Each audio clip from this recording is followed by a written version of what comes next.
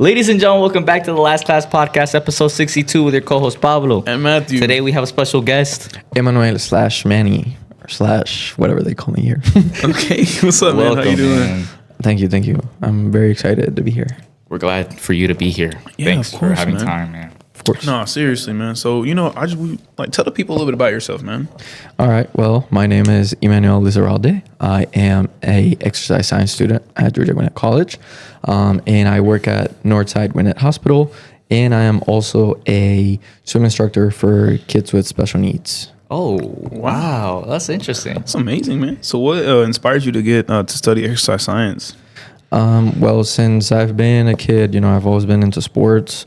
My whole life I've been playing soccer until about high school. Mm-hmm. So, I've just always been around sports, and my life, I like to say that it's kind of fallen, where it needs to be without me really thinking about it, because I actually started studying business when I came here. Okay. And then I switched to exercise science. So it was kind of a period in my life where I took a step back from soccer in like senior year of high school, and I got into finances. So I wanted to do business administration with focus on finances. But 1 year and a half in, I was like, I'm not really liking this. This is not what I thought it would be like. And I also had a few experiences in like that field, like in the job industry, that also it didn't feel like matched for me. Mm-hmm. So, with time, opportunities started to come. I got the opportunity to work at the pool as a swim instructor for kids with special needs. And that kind of brought me back to, what has always been the main thing in my life, because I always wanted to just be a professional soccer player. So the swim job brought me back to my sports life, and it really motivated me to switch to exercise science. And now we're here. So I'm doing exercise science, and I do plan on getting my bachelor's and then heading to physical therapy school.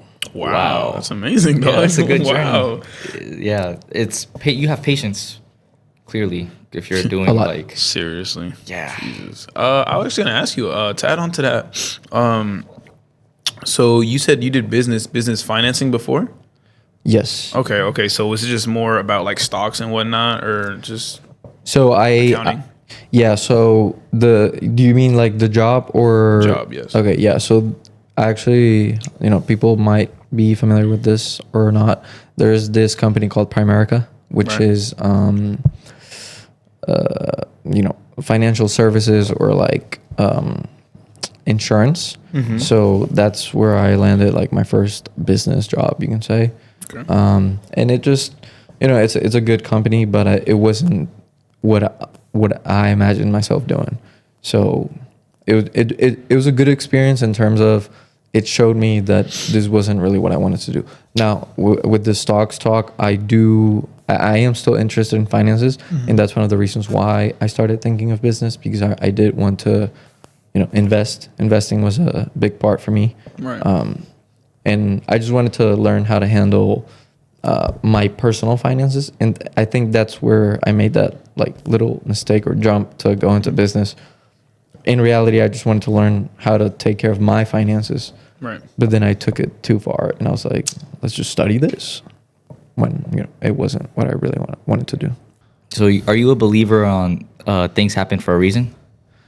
I believe that if you do your part, that means if you put the work in that you have to do, you will eventually find what you want or what makes you happy.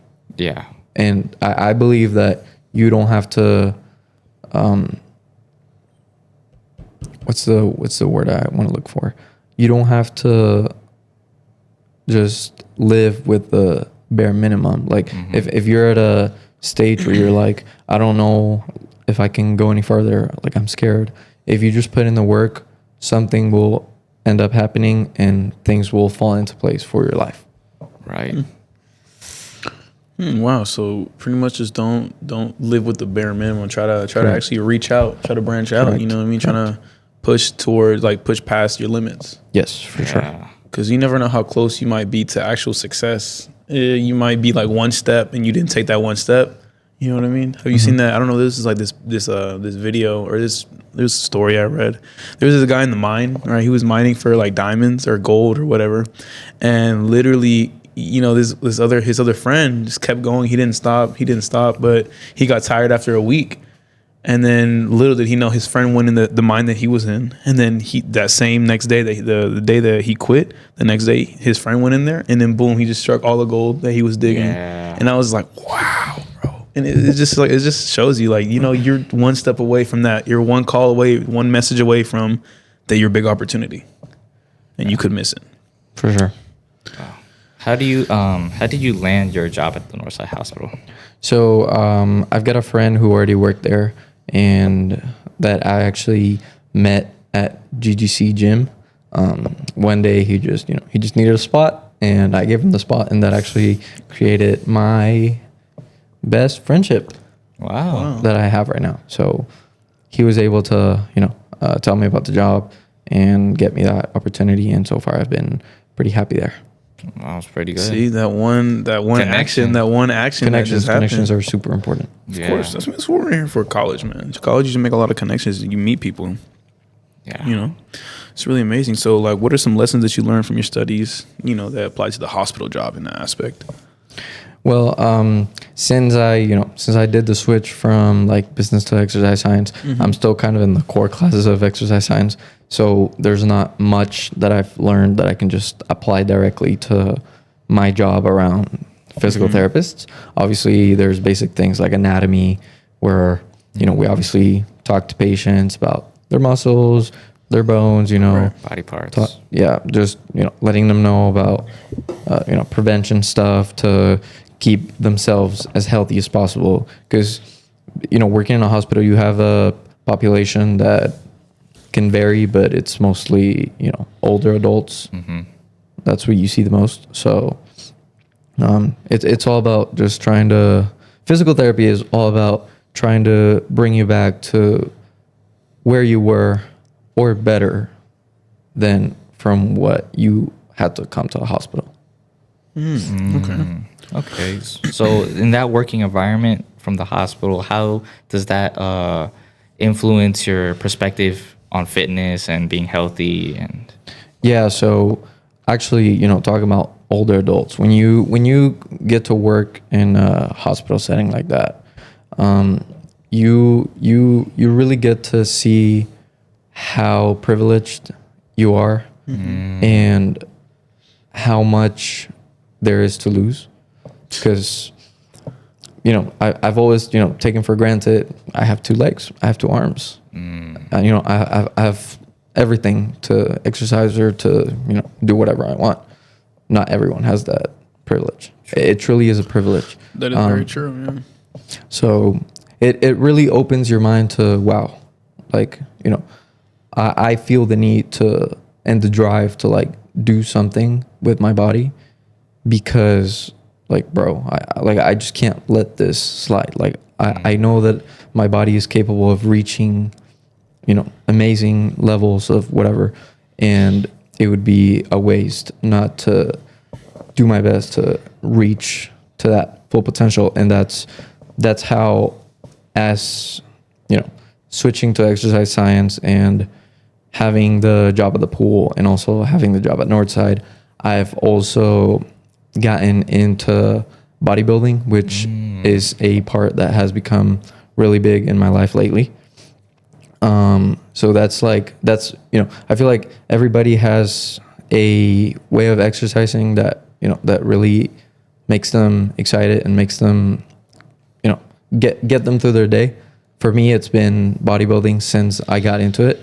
So yeah, that's something that I do. And I think this is the first official time that I'm saying it in public. Yes, I am indeed in preparations for bodybuilding. Wow, that's what I'm talking about. That's great. Thank you. Hell yeah, man, that's amazing. So that's what kind of made you decide to start bodybuilding, or was it something else? Yeah. So as when I started college, I did start lifting weights because I graduated from high school being the biggest that I ever was.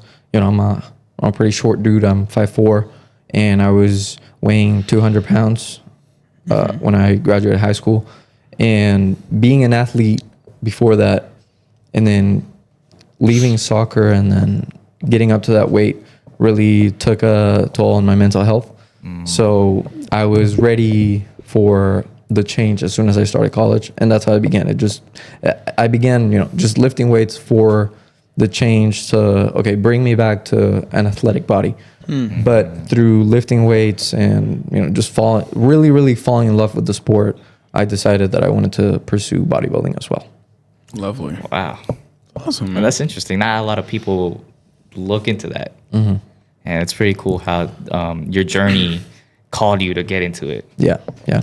A lot of people just want to get into bodybuilding. Oh yeah, I want to look good. I want to be strong. This and that. It's just like, okay, but there's something. There's another meaning towards that. Some people have different motivations that that come from that, and other people just have different desires. So it's amazing, like hearing your story and your end of that. Could you walk us through your daily routine when it comes to preparing for bodybuilding?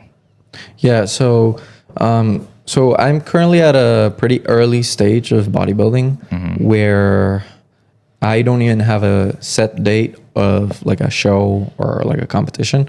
So right now we are just in the off season, and we are trying to get my physique in a point where I have decently low levels of body fat and a solid amount of muscle that we would like to keep building onto that once I've reached that point of like, okay, I've lost enough fat to where we can just focus on like a pretty clean bulk. So right now I'm in a recomposition phase, which basically demands that it's a very slow change in terms of body fat and muscle. So I am trying to build muscle, increase my muscle size, and decrease my body fat percentage at the same time. And in terms of it's kind of a hard phase because most people guide themselves of like, okay, my progress is based on just the number of my weight. But you can be 170 pounds and be all muscle, or you can be 170 pounds and have a little bit of muscle, but it's mostly fat. And most people don't account for that. So that's the importance of like a recomposition phase. I just came out of a bulk, so I have a high body fat percentage right now. And what we're trying to do is not just cut, because I'm not getting ready for competition yet. We're trying to still build the muscle over time, but just reduce my body fat levels to get rid of the extra fat that I gained from the bulk. So that's why I put the emphasis on the body fat and the muscle instead of like my weight. Gotcha. Yeah, there's a difference. There is a very big difference, yes. Yeah, I mean, to go off that, we actually at GGC we have a little body composition things. We have like this wellness area real quick, and they have like this big body composition machine. So that's where we went. We went yesterday. We did our body comps. It was really cool because you can see from when the last time you did how much muscle mass you gained, how much fat you gained, how much fat you lost, and so on and so forth. And it's really cool because it tells you if you're hydrated or whatnot, and it tells you the really good basics about your whole body. And that's what I really love. So it's just like, how often do you go there by any chance to get your body comp, if you don't mind? Yeah, I try to check it. If I'm like really crazy about it, I'll check like every 2 weeks. But yeah, but you don't have to get to that point. If you just want to see, where you're at, I think checking it once a month is more than enough. It's like enough time for you to allow to see some progress and to really see some change. And obviously, something like checking your body composition is not just for bodybuilders. You can for anyone who's looking into fitness, into changing their physique without necessarily competing, or for any other sport. I think it's a great idea to do body compositions. And I will say that for what it's worth, the in-body that GGC has at the Wellness and Recreation Center is pretty decently accurate, and I've been able to track stuff with it. Oh yeah. Wow. Yeah, amazing. I think it's very helpful because for the state I'm at right now, very skinny, people would assume that metabolism is fast. But when we went to check, it's actually average. So we were like, so what's going on here? So it's probably most diet. Yeah. Probably. So it's a lot of factors that you can't see just with the regular scale of, okay, how much do I weigh? And that's why I also have a smart scale at home that will tell you, it's not as specific as the InBody, that's, you know, much more fancy machine, but having a smart scale at home is also pretty good, where you can like see your bone density, your muscle mass, and your body fat. Wow, it's awesome. So talking about the diets, I just want to know, what's your nutrition plan like right now? Do you have any like challenges or like favorite meals you like? Or meals you hate. Oh yeah, that too. So in terms of nutrition plan for bodybuilding purposes, I am trying to eat a pretty high amount of protein. We are looking at, you know, to be pretty specific, I'm trying to get about 250 grams of protein per day, around 350 grams of carbs, and really try to limit the fat, obviously, because fat is important, obviously, but as a bodybuilder, I'm trying to keep it very low. And through exercise, you know, making sure that I am dropping my body fat. So that's why I try to consume very little fat, so around 50 grams. And in terms of calories, that ends up totaling to maybe 2,500 calories, which is actually not too high, because the like recommended daily intake is like 2,000 calories. Yeah. So it's not, you know, it's not like a terrible high amount of food that I have to eat, just for the viewers to be able to picture it. Favorite foods. I'm a really picky eater in the sense that I don't like to try new foods. Okay. So like for bodybuilding purposes, it's perfect because I could eat white rice, chicken, or The same thing. white rice steak every single day with salad, and I'm more than fine with it. He does not And get tired. I do not get tired, and I think that is an advantage for me, because I know that a lot of people like to switch things up or whatnot. Yeah. I don't mind it at all. Yeah. So- Yeah. It also comes from like the culture we're from, because like you usually have that every single day. What was your Possibly, culture? yeah. I was born in Colombia. Yeah. Wow. I'm Colombian. So, you know. Another one. Nice. Yeah. A lot of Colombians around here. Yeah. But yeah, so, you know, like typical foods, bandeja paisa. Anyone who has not tried one of those, Se me please voló la go boca. try it. Bandeja paisa, Bien bueno. arroz con pollo, you know, Rico. Calentado. ajiaco. Ajiaco. Those are some basic Colombian plates that You should try out, you people. cannot miss out on. Tamal. Ooh, tamal. Lechona. Oh, that took me back. Yep. So I'm hungry now. it's facts, dude. How do you balance work, school, bodybuilding, and then working out? I will admit that it is tough. I go to school Monday through Thursday, pretty much from 8 a.m. to, let's just say 4 p.m.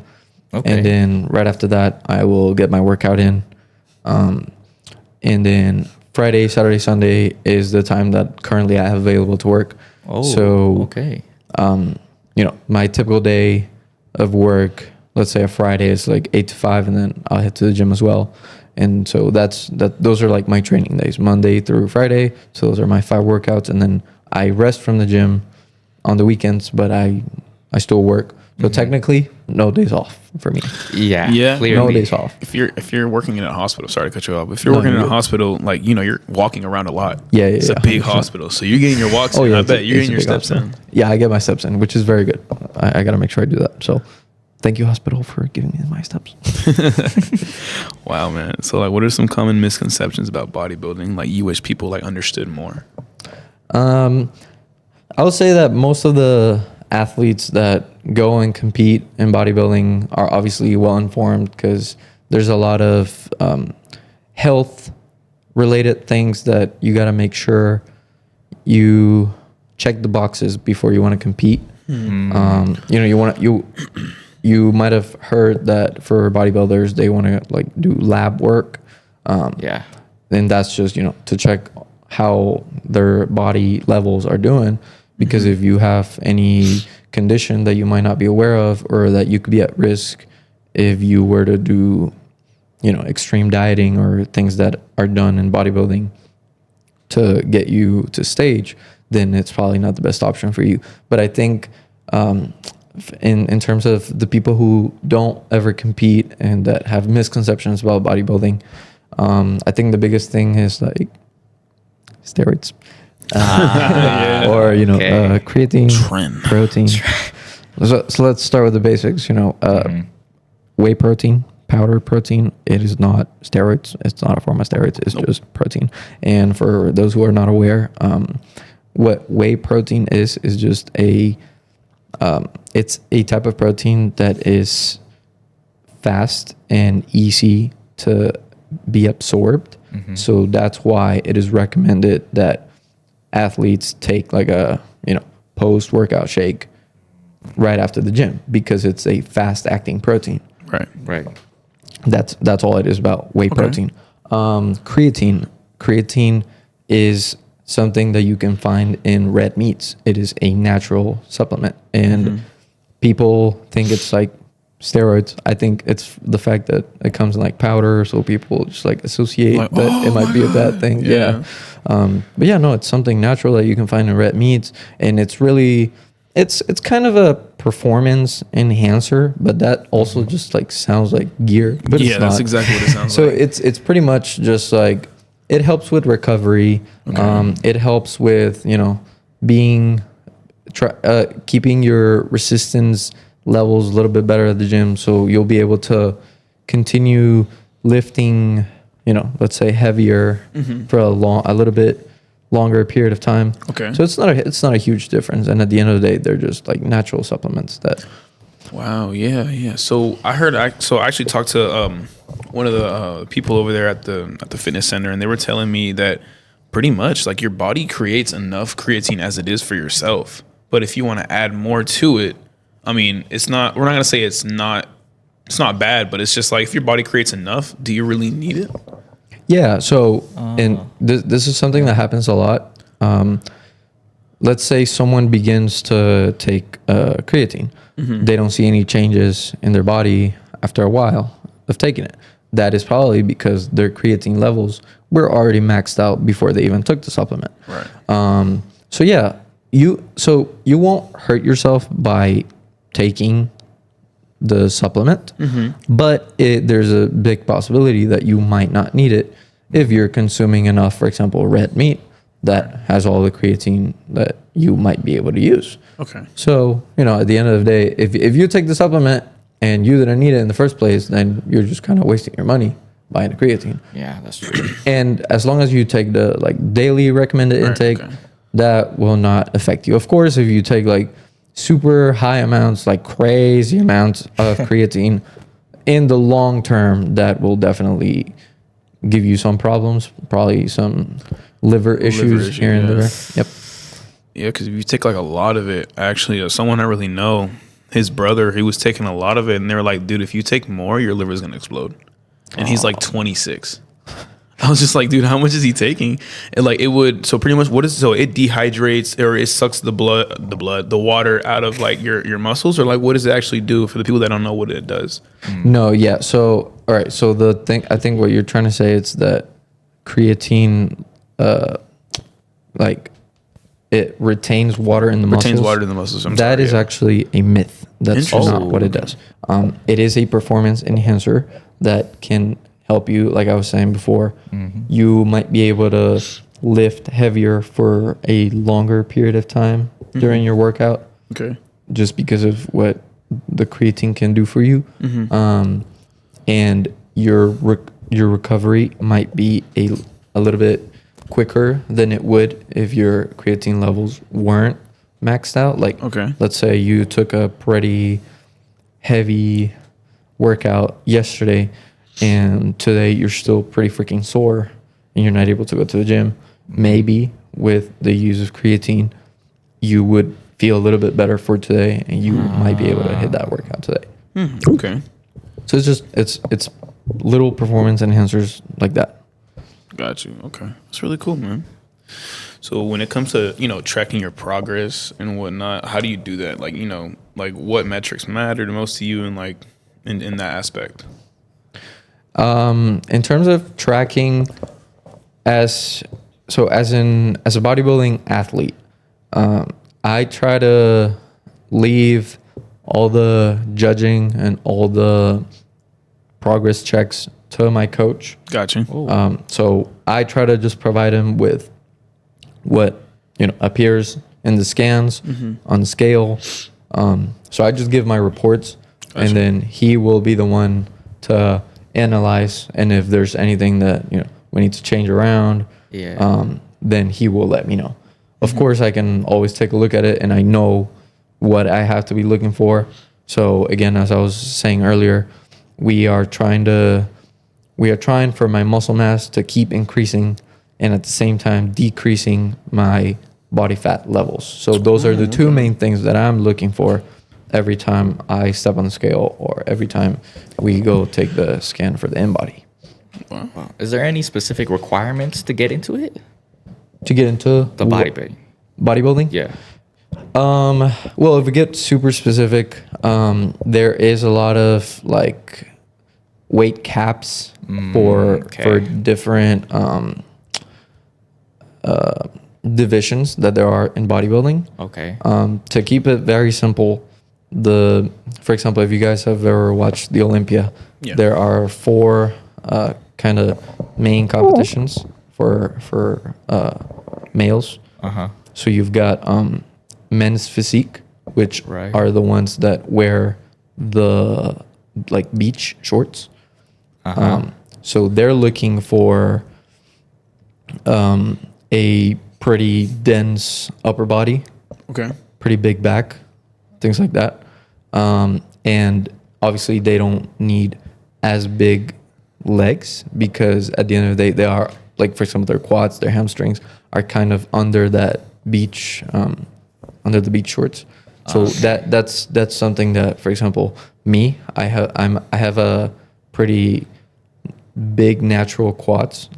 So I probably wouldn't want to do that division simply because of that, because of what my size makes me, have an advantage from other people. 100%. So that's men's physique. Then you have classic physique, which is the one that I'm looking for, which is CBUM for reference. That is CBUM's division, which is, again, basically it's the normal underwear that you see on stage, just covering your private parts, and then you have your legs showing, all the upper body showing as well. And then you have open, which is, in the Olympia, open is basically the division for the biggest guys. There is no weight cap.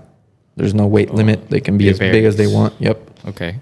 And that's the size of, like, the huge image that is shown to the world about bodybuilding. So, like, Ronnie Coleman, all these huge guys, those are the ones that compete in open, because they are just looking to put as much size as possible. And there's this other division, which is 212, which is basically an open for shorter guys.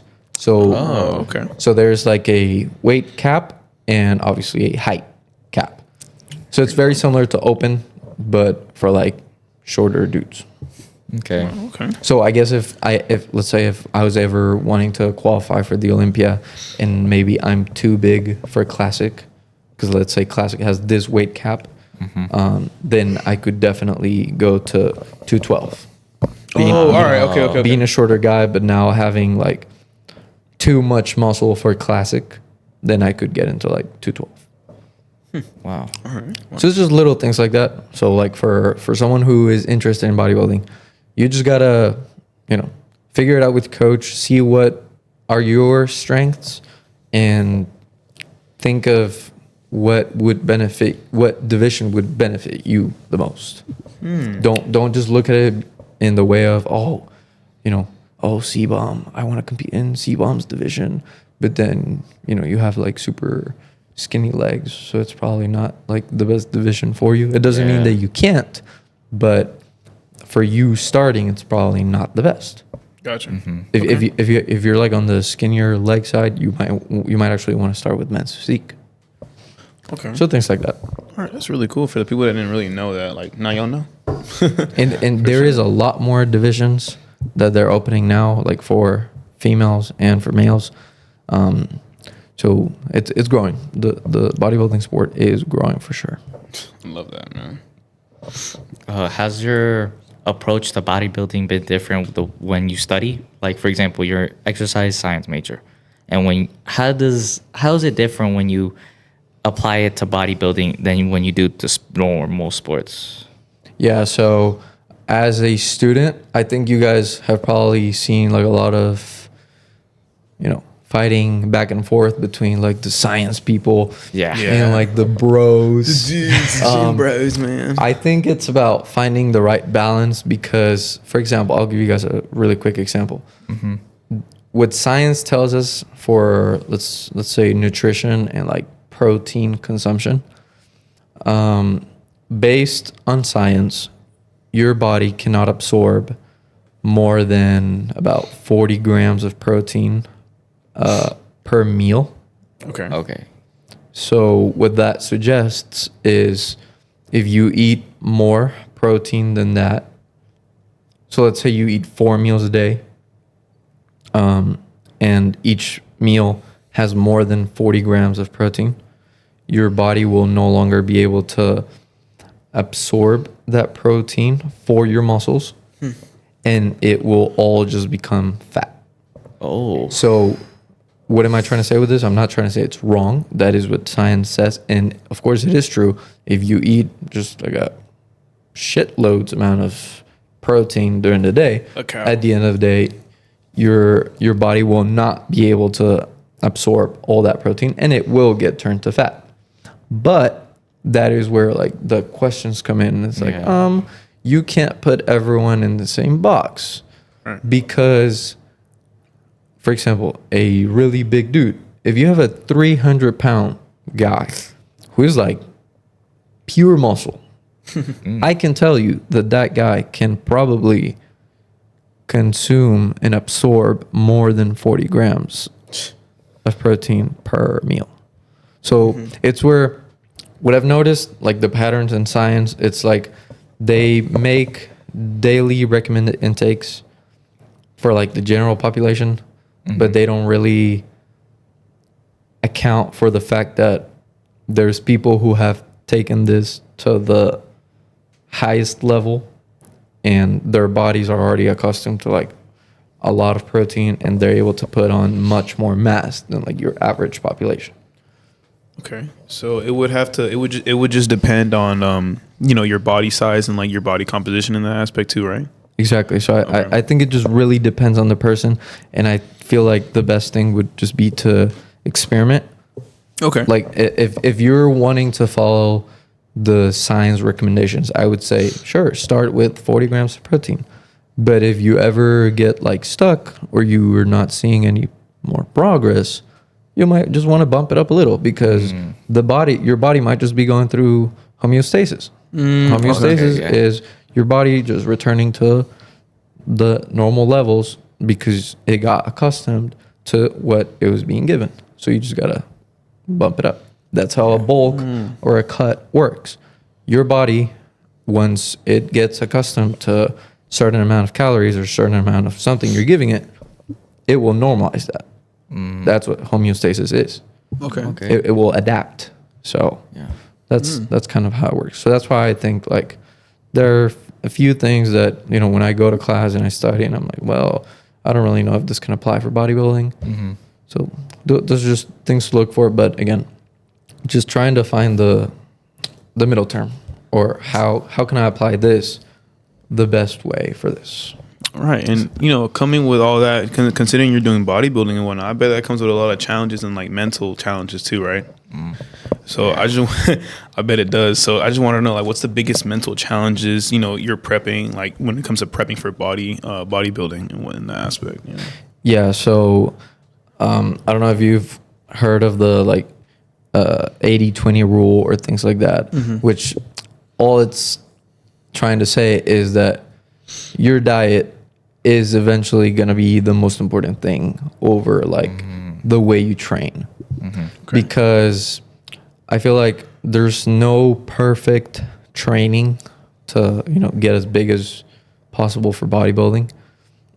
So whatever you might be doing for training, as long as you understand about bodybuilding and you're, you know, training hard, training to failure, training around the sets and reps that you know you have to do for like bodybuilding or whatnot, which for viewers who don't know this, are interested in bodybuilding, 3 to 4 sets, 8 to 12 reps, maybe even a little more is the recommended, and based on science, it has shown the biggest increase in muscle mass for, you know, hypertrophy.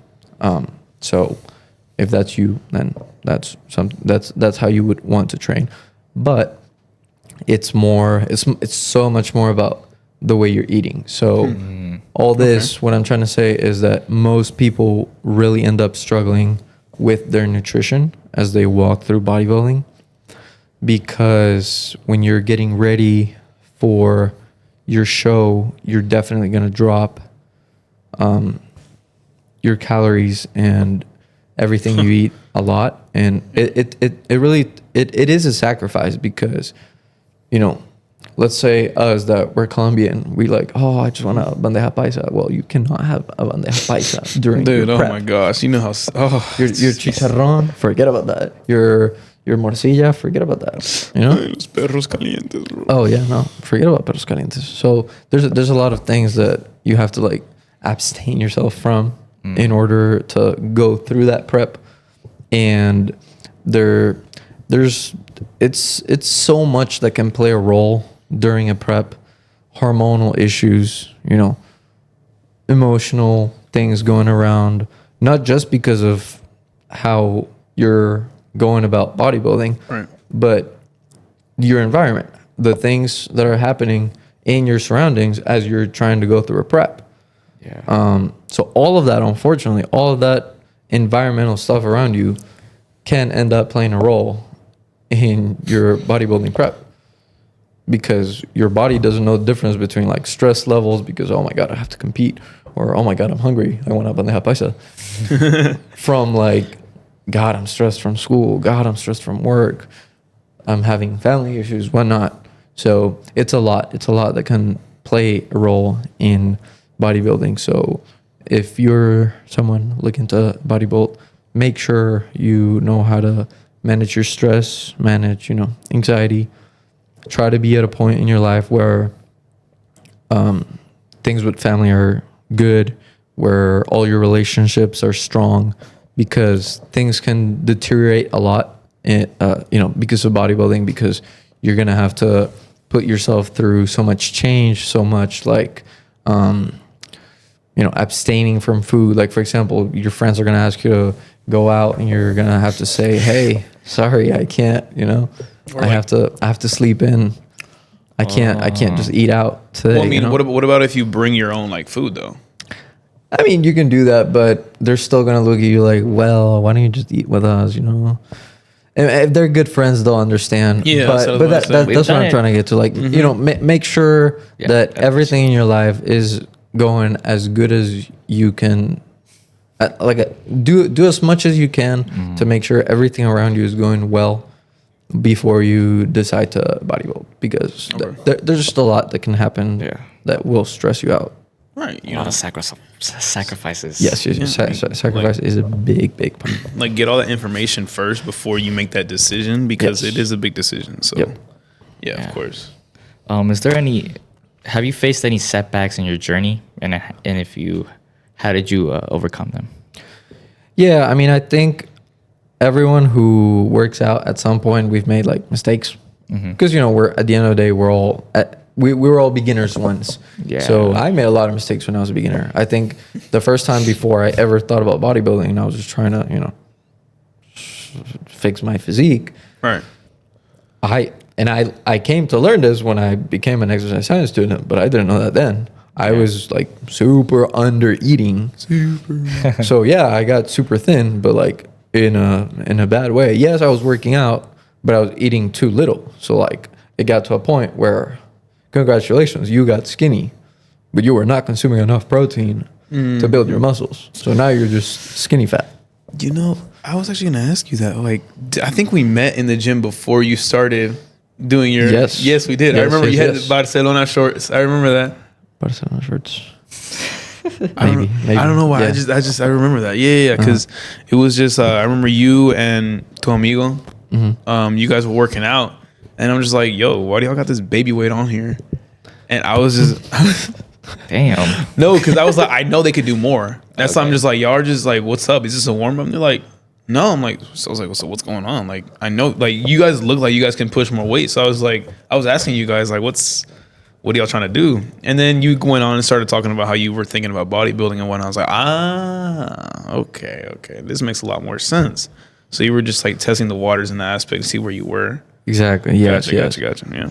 Yeah. So that was probably like where I was starting to think about bodybuilding. So I was trying to change the way I train a little bit, because when I started working out, I did start more like powerlifting, I guess, because I was a big fan of like maxing out with bros and stuff, which also a very bad idea. If you're not.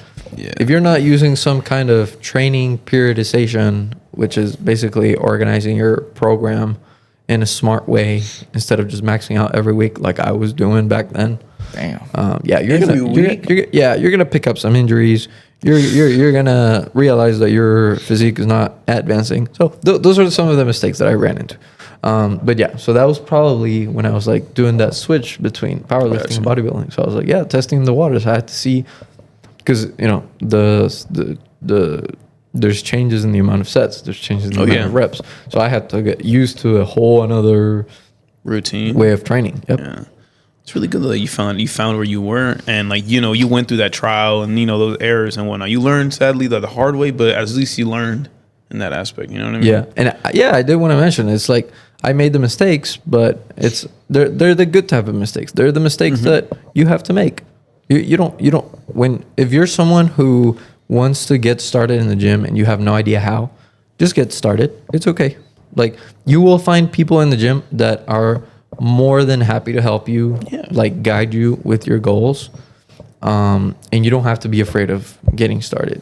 Dude, that is true, man. I mean, there's some people that are assholes about it, but there's other people that are just so nice about it. You know what I mean? Like, so, it's not hard. Yeah. So don't be afraid to make mistakes. Make mistakes. Learn from them and go from there. Always ask questions too.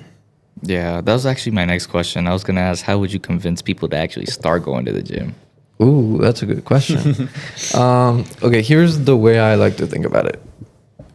And I talk about this with my mom and like my wife a lot, because it's what I say. It's that to a point, I can try to motivate you as much as possible. But at the end of the day, if you don't feel that in you, that need, that drive for a change, you're not going to start. Like, I can drag you to the gym one day, and if you really don't feel the need to be there, you're not going to continue. Yeah. No matter how hard I work to convince you. So I feel like at the end of the day, if I'm your personal trainer, or if I'm your friend who you came to for advice and for help for getting started in the gym, I will tell you, look, I am here for you. I am going to help you in everything I can. But at the end of the day, it is going to be a thing of discipline from you. Do not let this become a thing of like, today I'm just not motivated to go to the gym. No, it's a thing of discipline that eventually you will build once you just get started. So just start. If you never start, you will never develop the discipline. So start. Yeah, that's very true. One day or day one, man. You know? Yes. Yeah. Yep. Wow. But in that though, do you think criticism and body shaming is necessary to motivate? No, absolutely not. No, I don't think it ever has to come to like body shaming someone. Like, for example, me. I don't know if when I say 5'4", 200 pounds, someone can picture it. You know, in reality, you know, people around me they weren't like body shaming me or anything, but me not just not feeling comfortable with myself, it was more than enough without people having to tell me that, God, I do not like how I look. Like, I need to change now for me, for myself. Okay. So I think it's about that. If someone has ever body shamed you, that is, don't let that stop you, and use it as motivation to like, I'm gonna prove you wrong, and I'm not doing it for you. I'm not doing it because you body shamed me. I'm doing it because I wasn't comfortable with it in the first place, and because I wanted to change it in the first place, and you are not aware of that. So I'm gonna do it for me, and I could care less about what you say. That is how I feel about like people who body shame and stuff. And to me, it's really stupid, because if you're someone who's in the gym and you came from a place where, you know, you had to make a change, how can you go on to like body shame someone else for wanting to go through another change, you know? Yeah. It's like, that does make sense. So when it comes to, you know, working out, I understand that, you know, getting into the actual workout and doing it's one thing, but what about the recovery though? How does the recovery process, how does it go? How does it work? Because, you know, I know it's important, but how important is it for the actual body to rest and recover? And how long do they need to sleep? You know, like what's the process like? Yeah, no, rest is critically important. It is just as important as your nutrition. It is just as important as your training. You have to make sure, you know, people will recommend, you know, 8 or like between 7 to 9 hours of sleep. That's like the perfect amount of sleep. I don't know about you guys, but with my super busy schedule, I can barely get 8 hours of sleep every day. Okay. So I run with about 7. Sometimes maybe a little bit less than 7. And I'm still able to make decent gains. Could I make better gains if I was able to sleep more? Maybe. But unfortunately, that's what I have to work with currently. But yes, rest is super important. Not just sleep, but you got to make sure, you know, if you're hitting back in the morning and you're doing chest in the afternoon, yeah, that's probably not the most efficient way to build muscle. I mean, 2-a-days. Huh? Would you advise like 2-a-days, like 2 workouts in a day, or no? Well, if it's like, for example, cardio, in the morning, and then at night you're hitting your lifting session, sure, yeah, that works. But if you're like doing it like 2 heavy lifts per day, like multiple days in a week, and it's like, well, I mean, like I said, it just depends on your schedule, right? So if you only have like, let's say 2 days out of the week to work out, and you do 2-a-days. Okay, yeah. I mean, in that case, I could see why you would have to. But if you don't have to, right, if you don't then have it's to, definitely not the most efficient. Right. For me, at least, I come from, again, when I was maxing out with my friends, bro split, whatever. Damn. And this is when I was actually recording my YouTube videos. Right. I tried to take 0 rest days. Like for me, it was, if I'm not dying, I'm going. Oh my God. So that was one of the mistakes I made, that I wasn't aware of. Hey, rest days are actually really important, and you might want to be consistent with it. So no rest days. Yeah, no, I think I went once, like 3 weeks nonstop before I needed a rest day. Nah, dude, I can't. But obviously, I wasn't making any gains, because again, what happens when you work out? When you're lifting weights, when you're exercising, you are breaking down your muscle. And then by sleeping, by eating, by recovering, is how your muscles adapt and end up getting bigger. So your muscles don't get bigger from lifting. Yeah. When you lift, you're actually breaking them down, which is fine. But if you don't supplement it with enough nutrition, with enough rest, then they're not going to grow. And that's what happened to me in my early mistakes. So once I realized how important rest was, and once I started bodybuilding, and I obviously made sure of that with my coach, we definitely saw some big improvements. And now I'm like much more comfortable with my physique overall, because I'm like, okay, now I'm making gains. Now it makes Now sense. I see things. Now I this is see moving. things. That's great, man. Oh my gosh. So yeah, rest. Needed. Sleep as much as you can. Eat well. Very important. Very interesting. Huh. How powerful can a routine be? How like the daily fitness shape to success when it comes to having that? You mean success like just overall, or like are you trying Like, to say okay. from like my routine directly to bodybuilding? Overall, like in general. Well, I think working out is a great way to not just exercise your body, but also to get your brain moving. Right. And you know, I actually saw this in one of your previous podcasts where the guy was talking about how exercising is actually Connor. something that doctors recommend as treatment. This is a real thing, guys.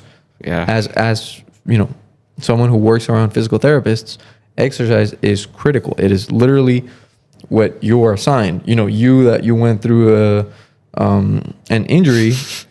Part of your treatment and part of the things that you're being sent home to do is exercise. Literally, guys. So exercising truly is important, not just if you want to better your physique, but it's something you need to do. The body was made to move, so make sure you're moving somehow. Yeah. Dance if you like to dance. Yeah, I mean, you don't have to lift weights. Yeah. If cardio is your thing, do cardio. go ahead, run, walk, whatever it is, but just some movement. Get it moving. Speaking of which, talking about physical therapy, today was my last day, guys. Congratulations. Of PT, man. Congratulations. Yeah, woo, let's go. Today, Thursday. Yep, 20th. Thursday. Yep, 20th, man. They gave me a few good amount of workouts, so I'm excited. Now I just got to strengthen my leg and do more isolation workouts, but they want me to hit legs a good amount of the times out of the week. So No you know what skipping that leg means. day. That means I'm gonna get him solid legs. Well, okay, so they gave me workouts, and I was asking them, do I implement those workouts into my actual routine or what? They're like, well, honestly, if you want to hit like a good leg day, do your routine, and then on the off days that you don't hit legs, do those workouts. Yeah, for sure. And also implement them when you do those workouts as well. So I was like, okay, it's a little bit of both. So Damn. So you're Fun. having leg day every day, basically. yeah, so it's gonna be fun though. I'm gonna come back with these tree trunks. And then he's gonna be playing with us again. Oh yeah, Let's go. Yeah, hey, so speaking of playing with like soccer and whatnot, they actually talked to one of the guy that you talked to, and I asked him about having a racquetball tournament for twos. Because you can do twos and For ones. twos? For 2v2s and 1v1s. And he said he'd be down to do that. So we might have a competition going on. And it's going to be fun. They better not be having those two at the same time, though. What do you mean? Like if they're doing soccer and the racquetball. I don't know. That's what I'm saying. So if they do, I know where I'm going. After I'm recovered, of course. But yeah. Let's not do it right now. Yeah, no, obviously not. No, no. We're going slow. We're working back into it. We're doing some cardio. We're getting right, burning calories. That's what we want. But going back to the routine. Part of the routine, though, it's very disciplined. You got to have a lot of mental toughness because, like you said, there's those days where it's just, I don't want to go. I'm tired. I don't want to do this. I feel like crap. But what do? You show up. Exactly. You show up and you show out, man. But yeah, when it comes to developing resilience in life and fitness, how do you go about that? I think it's all about mentality. Mentality. You gotta have that shark mentality. Okay. If you want to accomplish something, you gotta put in the work. I think there's a lot of people out there that feel that they should receive things just because, like, without putting in the work. That's something that kills me to see. Right. Not because it like upsets me or whatever, but because I'm like, this is not how it's gonna work your whole life, Yeah. If you don't work for something, you are most likely not gonna end up getting it. Right. So I think it's seriously very important to have a tough mentality, when it comes to school, when it comes to working out, when it comes to your work, what you want to do for your career. Yeah. If you're not disciplined, if you're not ready mentally to take on everything that means, the stress, the challenges, the hardships, everything that it comes with. You got to take the good and the bad. You got to be able to take both things and assume what you have to do. Right. So, like, without going any further, let's just stay at exercise. If you're someone who wants to start working out, you're going to have to put in some work at the beginning. It's going to be hard. If you've never lifted weights, those weights, you're going to feel like they're killing you the first day. Give it a month, you're going to be in love with the fact that, oh my God, I'm moving more weight now. Yeah. You're going to feel so strong. So it's just, again, going back to what we were saying, just get started. Get started. Be a shark. Be a shark. When you say be a shark, what do you mean by that? I mean, like, have the mentality to do things without being afraid of failure. Try, do everything in your hand to make sure that things are going to go right. Because, of course, we can't control everything. But everything that you can control, make sure you're controlling as much as you can. Right. You know, I actually heard this thing, this little saying. It's like, if you don't stand for anything, you'll fall for everything. Wow. Yeah, that's true. So, Tough. So in that aspect, that kind of works into that as well. Because if you don't have morals, if you don't have anything like that, if you don't have a certain like discipline, like certain factors, you're like, no, I can't do that. You know what I mean? I can't eat that food. I can't eat it. And then some people, they're just like, well, it's one time. Like, see, that's where you fall. Absolutely. You know what I mean? And So it's just having that discipline. And it becomes a habit. It becomes a habit. It's, for that instant, you might think, oh, yeah, it's just a piece of cake. It's not going to hurt me. But then that piece of cake becomes eating a piece of cake every single day because you ate it yesterday and now you're craving it. Yeah. Oh, man. So it's like, okay, yeah, it'll just be 2 days. It won't hurt me. Yeah, I'll work 2 times as hard. And then it's a week, and then it's a month, and then it shows. It shows. Yeah. Yeah. It's actually really crazy, man. So that's where you got to be strong. No cake. No cake for me. Yeah, no cake. After the competition, though. After the competition, Bro, eat a dose of donuts. Dude, you see the guy with the donuts? Bring it. He just squished them down. And he just squished all the donuts. Oh, God. Yeah, no, dude, this guy had like what was it, a 12? I think, yeah. Like 12 donuts, right? And he just all the donuts, he just like squished them, and then he just ate. he just squished them and ate them. I was like, wow. Oh, no. That doesn't even sound delightful either. Should you do that right after our competition? Please don't. Probably not. That's gonna. Your body is gonna feel that, and it's gonna be like, "Wow, that is a lot of sugar that I am not accustomed to." Exactly. Yeah. You're gonna feel like You might have some weird reactions, so be mindful. If you're coming back from like a prep, if you just finished your show, yes, it's okay. Obviously, that you have some cheat meals, but don't have a dozen donuts squished into one. Don't overdo it because you can Yeah. get sick. that is true, man. Honestly, like when it comes to that, especially like, I feel like you said after accustoming your body to all of this and having that discipline is just having that big spike of sugar, carbs. It's gonna unbalance everything. You know, there's gonna be some physical features that may be affected already immediately, but you won't know unless you try it. So don't try it. I'll try it for sure. No, I agree. Yeah, man. It shows, it demonstrates that discipline is a lot more than motivation. Yes. Yeah. Motivation. What I like to say is, motivation will only get you so far. Okay. Hey, if motivation is the thing that gets you started, great. But the motivation will not always be there. Yeah, it'll die out. Even for someone like me who's like extremely obsessed with going to the gym, and even in when I was making my YouTube videos and I was like, let's go to the gym every single day. No that was me being very motivated. Okay. But then came a day where I was feeling a little bit sick, like getting the tickly throat, or having a runny nose, and I was feeling like I was dying, and I didn't want to go to the gym. But part of that is having the discipline to be like, okay, I'm feeling a little bit sick, but we gotta do what we need to do. Because sometimes, if it's to the point where you're feeling like super sick and you just feel weak overall, yes, probably the best thing is to rest. But if it's something mild, you can definitely go get your workout in and you'll actually feel better.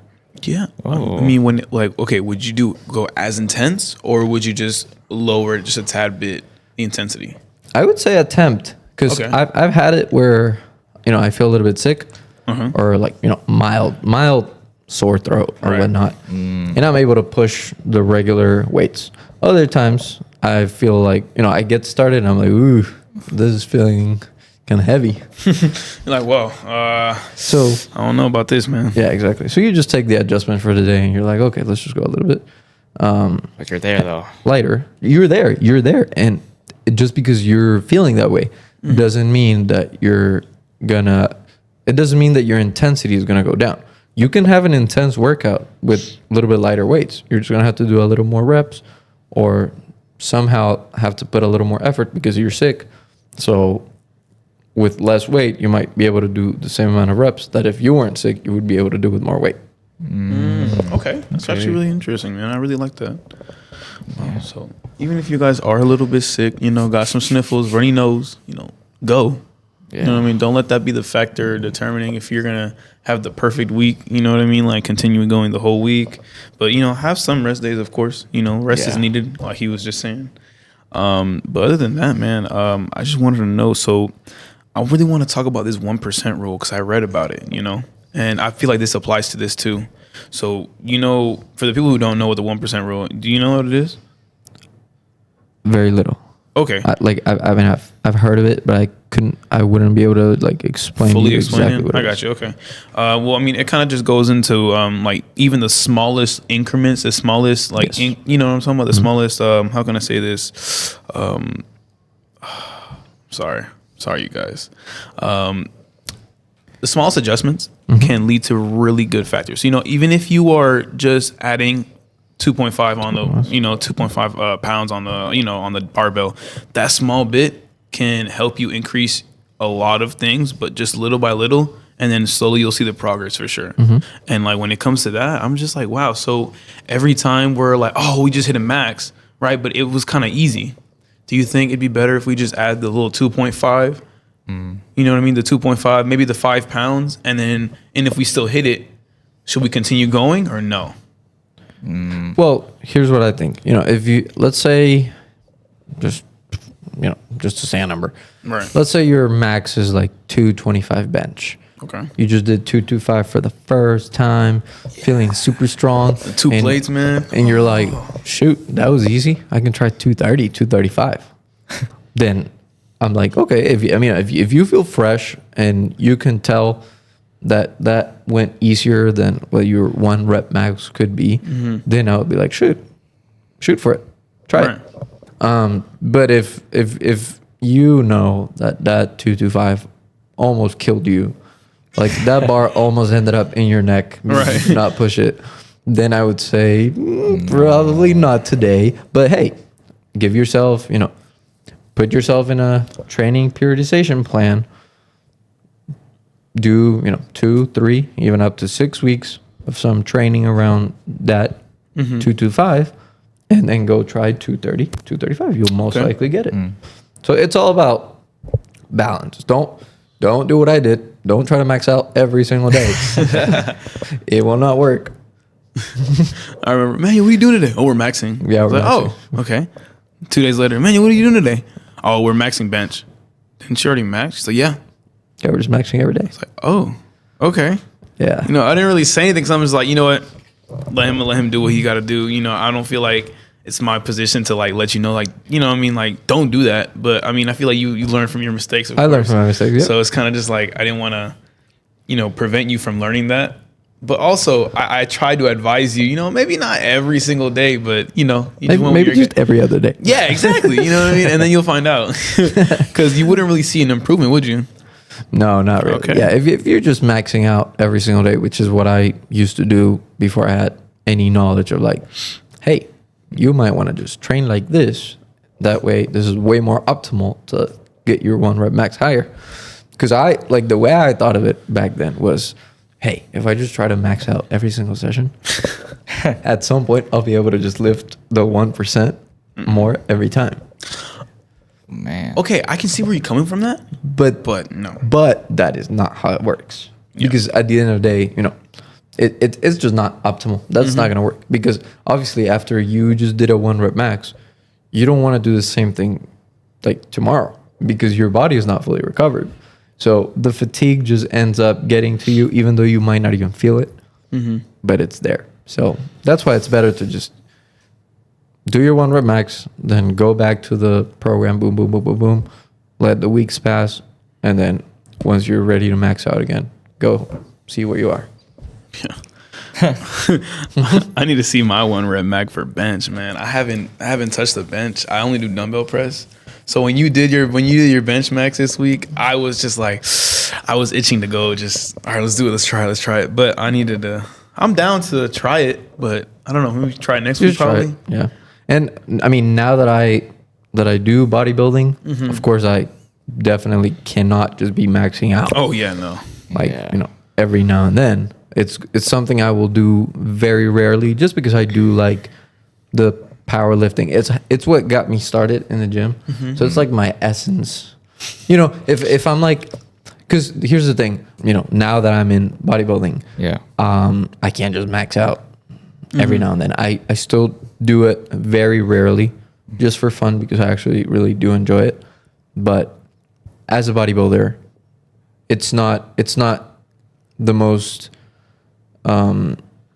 it's not the best thing for you if you're a bodybuilder, because it's not the most optimal way to train for hypertrophy. If you're training for hypertrophy, not for power, which would be your 1 rep max, then you want to train with like a little bit less weight and much more repetitions. Yeah. Again, going back to that 3 to 4 sets, 8 to 12, usually for hypertrophy around 67% to 85% of your 1 rep max. That's the good volume for hypertrophy. All right. So, people who don't know what hypertrophy is, can you mind explaining it to me? Yes, of course. So hypertrophy is basically training for the most optimal muscle growth. So basically just trying to put as much muscle mass as you can, which I think generally tends to be every guy, like every person. The majority of people who are in the gym train or want to train for as much muscle mass as possible. Right.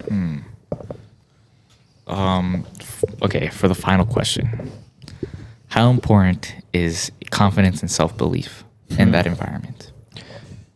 I think for a bodybuilder, it is very important, mostly when you're in your prep, because let's say you're like me, you're getting ready for your first show.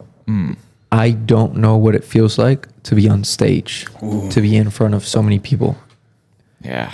And like just showing my physique, and coming from a initial stage where I wasn't even thinking about bodybuilding, where I just wanted to get rid of the fat that I gained during high school, and that I was, if I wanted that change, it was because I was super uncomfortable with my body. Like I wouldn't be able to show it. So it's like a 180 turn to now you're going to be on a stage and you're going to show your physique. Gotcha. Yeah. So I think that's like the beauty of it. I feel like bodybuilding has really helped me get confidence in the way I look. It's amazing. Because now I'm like in the gym, I'll hit my workout and then I'm like over there posing. Man, what? that is something that I would have never done before I started lifting weights. Right. Okay. So confidence is something very important for bodybuilding. Like when you jump on stage, you got to make sure you're confident. The judges will be able to tell if you're not confident. You're going to be sweating. You're going to be extra nervous. Yeah. And it's just going to play against you. So that's something that I'm going to have to work around, because it's my first time on stage. So we'll see. We'll see how we manage with that pressure. Yeah, man. Well, I mean, I hope it really goes well. Hopefully we can get an interview with you after. Oh, 100%. We want to know your experience. We want to know how it went. Wait, what's the reward? Like a medal, a trophy?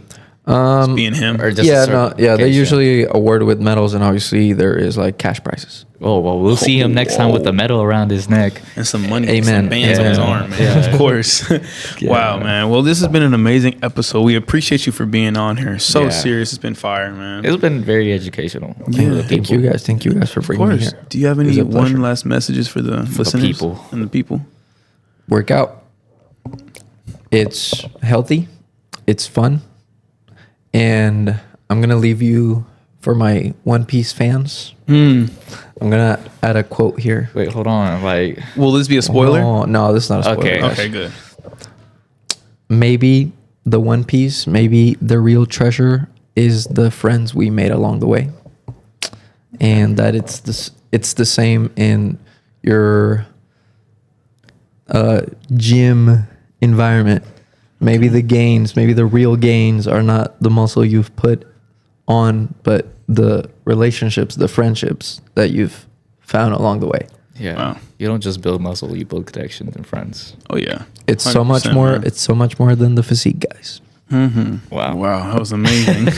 Seriously, this has been fun, man. Oh my gosh. Listen, if you guys are watching or listening on YouTube, make sure to drop a like, comment, and subscribe. Okay. If you guys are listening on Spotify, make sure to download it and give it a 5-star rating. All right. It's been Matt. It's been chillo.